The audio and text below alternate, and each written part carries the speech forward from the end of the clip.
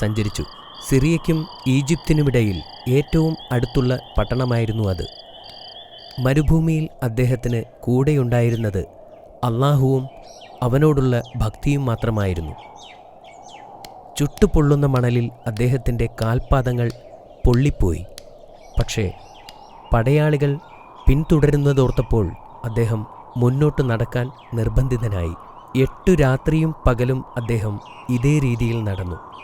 ഒടുവിൽ മദിയാൻ നഗരത്തിൻ്റെ സമീപ പ്രദേശത്തെത്തിച്ചേർന്നു.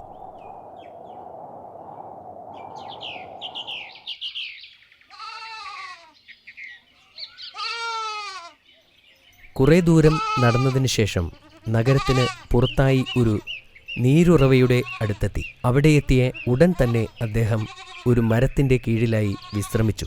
അപ്പോഴാണ് 2 സ്ത്രീകൾ ആടുകളുമായി നിൽക്കുന്നത് അദ്ദേഹത്തിൻ്റെ ശ്രദ്ധയിൽപ്പെട്ടത്. ജനക്കൂട്ടത്തെ സമീപിക്കാൻ മടിച്ചതുകൊണ്ട് അവർ ദൂരെ മാറി നിൽക്കുകയായിരുന്നു. ആ സ്ത്രീകൾക്ക് സഹായം ആവശ്യമുണ്ടെന്ന് പ്രവാചകൻ മനസ്സിലാക്കി. അദ്ദേഹം ഒരു ബഹുമാന്യനായതുകൊണ്ട് തൻ്റെ ദാഹം അവഗണിച്ചുകൊണ്ട് അവരുടെ അടുത്തേക്ക് ചെന്നു. ഞാൻ നിങ്ങൾക്ക് എന്തെങ്കിലും സഹായം ചെയ്യേണ്ടതുണ്ടോ? നിങ്ങൾ എന്തിനാണ് മാറി നിൽക്കുന്നത്? അദ്ദേഹം അവരോട് ചോദിച്ചു. അപ്പോൾ മുതിർന്ന സഹോദരി ഇങ്ങനെ മറുപടി പറഞ്ഞു: പുരുഷന്മാർ ആടുകൾക്ക് വെള്ളം കൊടുത്ത് തീരുന്നതുവരെ ഞങ്ങൾ കാത്തിരിക്കുകയാണ്. നിങ്ങൾ എന്തിനാണ് കാത്തു നിൽക്കുന്നത്? അദ്ദേഹം വീണ്ടും ചോദിച്ചു. ഞങ്ങൾ നിസ്സഹായരാണ്, അവർ പറഞ്ഞു. ഞങ്ങളുടെ പിതാവ് വളരെ പ്രായമായവനും ഈ ജനക്കൂട്ടത്തെ നേരിടാൻ ശക്തിയില്ലാത്തവനുമാണ്. പിന്നെ ഞങ്ങളിപ്പോൾ അങ്ങോട്ട് പോയാൽ അവർ ഞങ്ങളെ പിടിച്ച് തള്ളാൻ ശ്രമിക്കും. അതുകൊണ്ട് അവർ വെള്ളം കൊടുത്ത് തീർന്നതിന് ശേഷമാണ് ഞങ്ങൾ മൃഗങ്ങൾക്ക് വെള്ളം കൊടുക്കുന്നത്, അവർ വിശദീകരിച്ചു. പ്രവാചകൻ ആ സ്ത്രീകളുടെ ആടുകളെ വെള്ളത്തിനടുത്തേക്ക് കൊണ്ടുപോയി. പ്രവാചകൻ വെള്ളത്തിനടുത്തെത്തിയപ്പോൾ ആ ഇടയന്മാർ ഒരു വലിയ പാറ വച്ച് ആ കിണർ മൂടിയിരുന്നു. പ്രവാചകൻ ആ പാറയെ ഒരു കൈ ഉപയോഗിച്ച് ഉയർത്തി മാറ്റി. പ്രവാചകൻ കല്ലുയർത്തുന്നത് കണ്ടപ്പോൾ അവിടെ നിന്നിരുന്ന ജനങ്ങൾ അത്ഭുതപ്പെട്ടു. എന്നിട്ട് മൃഗങ്ങളെ വെള്ളം കുടിക്കാൻ അനുവദിച്ചു. പിന്നീട് അദ്ദേഹം തിരിച്ച് ആ മരത്തണലിലേക്ക് പോയിരുന്നു. അപ്പോഴാണ് അദ്ദേഹം താൻ വെള്ളം കുടിക്കാൻ മറന്നുവെന്ന് തിരിച്ചറിഞ്ഞത്. എൻ്റെ നാഥ, അദ്ദേഹം പ്രാർത്ഥിച്ചു, അങ്ങ് എനിക്ക് നൽകുന്ന പ്രതിഫലം എന്തായാലും അതിപ്പോൾ എനിക്ക് ആവശ്യമാണെന്ന് എനിക്ക് ഉറപ്പുണ്ട്. പതിവിലും നേരത്തെ തൻ്റെ മക്കൾ വീട്ടിലെത്തിയപ്പോൾ ആ പിതാവ് അത്ഭുതപ്പെട്ടു. തുടർന്ന് അവിടെ സംഭവിച്ചതെന്താണെന്നും അവർ നേരത്തെ വീട്ടിലെത്താനുള്ള കാരണവും ആ പെൺകുട്ടികൾ വിശദീകരിച്ചു. ഇത് കേട്ടപ്പോൾ അവരുടെ പിതാവ് അപരിചിതനോട് നന്ദി പറയാൻ ആഗ്രഹിച്ചു. അങ്ങനെ മൂസാ നബിയെ വീട്ടിലേക്ക് ക്ഷണിക്കാൻ അദ്ദേഹം തൻ്റെ പെൺമക്കളിൽ ഒരാളെ അയച്ചു. ഒരു മകൾ നബിയുടെ അടുത്ത് മടങ്ങിച്ചെന്ന്, എൻ്റെ പിതാവ് ഞങ്ങളുടെ ഭവനത്തിലേക്ക് നിങ്ങളെ ക്ഷണിക്കുന്നു എന്ന് പറഞ്ഞു. അദ്ദേഹം ക്ഷണം സ്വീകരിക്കുകയും ആ പെൺകുട്ടിയോടൊപ്പം അവളുടെ പിതാവിൻ്റെ അടുത്തേക്ക് പോവുകയും ചെയ്തു. അവർ വീട്ടിലെത്തിയപ്പോൾ നബി തന്നെ സ്വയം പരിചയപ്പെടുത്തുകയും അദ്ദേഹത്തിൻ്റെ ജീവിതകഥ അവരോട് പറയുകയും ചെയ്തു. പിന്നീട് അദ്ദേഹം ഈജിപ്തിൽ നിന്നും ഓടിപ്പോരാനുണ്ടായ കാര്യവും അവരോട് പറഞ്ഞു. അയ്യൂബ് നബി മൂസാ നബിയെ ആശ്വസിപ്പിച്ചുകൊണ്ട് പറഞ്ഞു, നിങ്ങൾ അക്രമികളിൽ നിന്നും രക്ഷപ്പെട്ടതിന് അല്ലാഹുവിനോട് നന്ദിയുള്ളവനായിരിക്കുക. ഇപ്പോൾ നിങ്ങൾ ആരെയും ഭയപ്പെടേണ്ടതില്ല. പ്രവാചകന്റെ സൗമ്യഭാവവും പെരുമാറ്റവും ആ പിതാവിനും മക്കൾക്കും ഇഷ്ടപ്പെട്ടു. കുറച്ചു ദിവസത്തേക്ക് അവരോടൊപ്പം താമസിക്കാൻ അവർ അദ്ദേഹത്തെ ക്ഷണിച്ചു.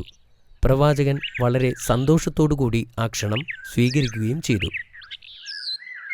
മൂസാ നബി ഒരു വിശ്വാസയോഗ്യനാണെന്ന് ആ വീട്ടുകാർ തിരിച്ചറിഞ്ഞു. ഒരു ദിവസം വൃദ്ധനായ ആ പിതാവ് അദ്ദേഹത്തിൻ്റെ അടുത്തു ചെന്ന് പറഞ്ഞു, എൻ്റെ പെൺമക്കളിൽ ഒരാളെ താങ്കൾക്ക് വിവാഹം ചെയ്തു തരാൻ ഞാൻ ആഗ്രഹിക്കുന്നു. പ്രവാചകന് ഇത് കേട്ടപ്പോൾ സന്തോഷമായി.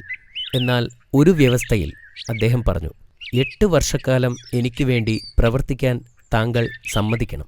പ്രവാചകൻ ആ അന്യദേശത്ത് ഒരു അപരിചിതനായിരുന്നു. തീർത്തും ഒറ്റപ്പെട്ടിരുന്ന അദ്ദേഹത്തിന് ആ പിതാവിൻ്റെ ആവശ്യം വളരെ ഉപകാരമായിരുന്നു. പ്രവാചകൻ അയ്യൂബ് നബിയുടെ മകളെ വിവാഹം കഴിക്കുകയും 10 വർഷക്കാലം അദ്ദേഹത്തിൻ്റെ മൃഗങ്ങളെ നോക്കി നടത്തുകയും ചെയ്തു. വർഷങ്ങൾ കടന്നുപോയി. അദ്ദേഹം താമസിക്കുന്നത് തൻ്റെ കുടുംബത്തിൽ നിന്നും തൻ്റെ ആളുകളിൽ നിന്നും വളരെ ദൂരെയായിരുന്നു. ഈ 10 വർഷക്കാലം പ്രവാചകനെ സംബന്ധിച്ചിടത്തോളം വളരെ പ്രധാനപ്പെട്ടതായിരുന്നു. വലിയ ഒരു തയ്യാറെടുപ്പിനുള്ള സമയമായിരുന്നു അത്. അദ്ദേഹം വാഗ്ദാനം ചെയ്തതുപോലെ മൂസാ നബി 10 വർഷത്തെ സേവനം പൂർത്തിയാക്കി. ഒരു ദിവസം പെട്ടെന്ന് അദ്ദേഹത്തിന് വീടിനെക്കുറിച്ചുള്ള ചിന്തകൾ മനസ്സിൽ വരാൻ തുടങ്ങി. തൻ്റെ കുടുംബത്തെക്കുറിച്ചും ഈജിപ്തിനെക്കുറിച്ചും അദ്ദേഹത്തിന് നഷ്ടബോധം തോന്നിത്തുടങ്ങി. ഈജിപ്തിലേക്ക് മടങ്ങിപ്പോകാൻ അദ്ദേഹം ആഗ്രഹിച്ചു. ആ രാത്രി പ്രവാചകൻ തൻ്റെ ഭാര്യയോട് പറഞ്ഞു, നാളെ നമ്മൾ ഈജിപ്തിലേക്ക് പോകും. അദ്ദേഹത്തിൻ്റെ ഭാര്യ സമ്മതിച്ചു. അവർ തങ്ങളുടെ സാധനങ്ങൾ എടുത്തുവെക്കാൻ തുടങ്ങി. മൂസാ നബി തൻ്റെ കുടുംബത്തോടൊപ്പം മദിയാൻ വിട്ടു മരുഭൂമിയിലൂടെ യാത്ര ചെയ്യാൻ തുടങ്ങി. ദിവസങ്ങളോളം യാത്ര ചെയ്തു. അവർ ഒടുവിൽ സീനായ് പർവ്വതത്തിനടുത്തെത്തി. നമുക്ക് വഴി തെറ്റിയതായി തോന്നുന്നു, പ്രവാചകൻ പറഞ്ഞു. പ്രവാചകൻ ആശയക്കുഴപ്പത്തിലായതിനാൽ ആ രാത്രിയിൽ അവിടെ തങ്ങാൻ അദ്ദേഹം തീരുമാനിച്ചു. അദ്ദേഹം തീ കത്തിക്കാൻ വിറകന്വേഷിച്ചു പോയി.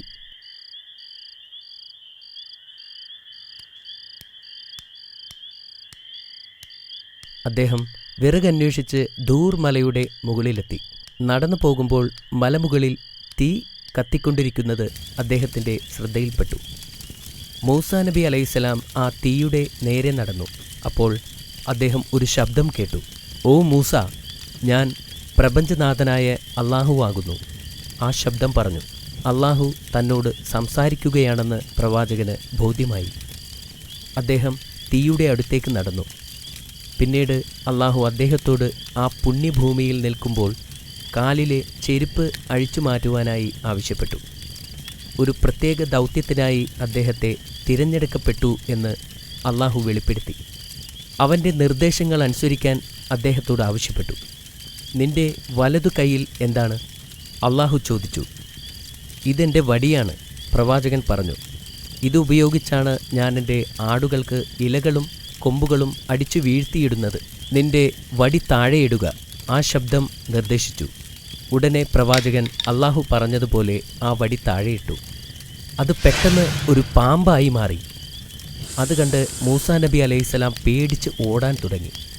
പക്ഷേ ആ ശബ്ദം വീണ്ടും പറഞ്ഞു, ഭയപ്പെടാതെ നിങ്ങൾ വടിയെടുക്കുക, നാം അതിനെ പഴയ രൂപത്തിൽ തിരിച്ചു നൽകാം. പ്രവാചകൻ പാമ്പിനെ ഭയപ്പെട്ടു. എങ്കിലും അദ്ദേഹം ആ ശബ്ദത്തെ വിശ്വസിക്കുകയും പാമ്പിനെ പിടിക്കാനായി കൈ അതിൻ്റെ ദേഹത്ത് വയ്ക്കുകയും ചെയ്തു. ഉടൻ തന്നെ അത് തൻ്റെ പഴയ വടിയായി മാറി.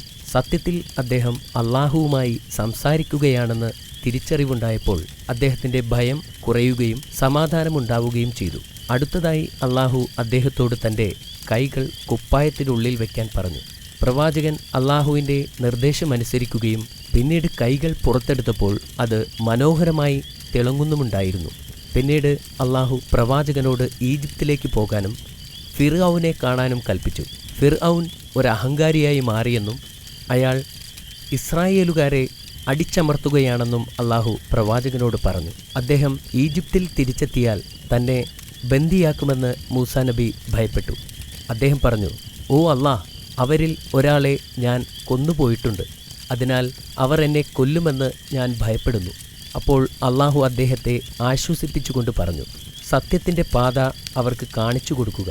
നിന്റെ സഹോദരനായ ഹാറൂനിനെ സഹായത്തിനായി കൂടെ കൂട്ടുക. അവർക്ക് നിങ്ങളെ ഉപദ്രവിക്കാൻ കഴിയില്ല. അള്ളാഹു സുബ്ഹാനഹു വ തആല പ്രവാചകന്റെ സുരക്ഷയെക്കുറിച്ച് അദ്ദേഹത്തിന് ഉറപ്പു നൽകി. അടുത്ത ദിവസം പ്രവാചകൻ ഈജിപ്തിലേക്ക് ശരിയായ ദിശയിൽ നീങ്ങി. പിന്നീട് എന്ത് സംഭവിച്ചു? അത് ഞാൻ നാളെ പറഞ്ഞുതരാം. മാഷാ അല്ലാ, ഇത് വളരെ നല്ല കഥയായിരുന്നു. നീ ഇപ്പോൾ ചോദ്യങ്ങൾക്കായി റെഡിയാണോ? യെസ് ബാബ.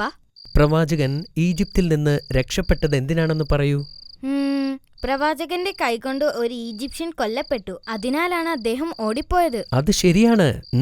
നബി മദിയാനിൽ താമസിക്കാൻ ഒരു സ്ഥലം കണ്ടെത്തിയതെങ്ങനെ? മദിയാനിലെ ഒരു വൃദ്ധന്റെ 2 പെൺമക്കളെ വെള്ളം കൊണ്ടുവരാൻ പ്രവാചകൻ സഹായിച്ചു. അതറിഞ്ഞ് ആ കുടുംബം അദ്ദേഹത്തിന് അഭയം നൽകി. മൂസാ നബി അലൈഹിസ്സലാം എത്ര കാലം മദിയാനിൽ താമസിച്ചു? 8 വർഷം. അല്ലല്ല 10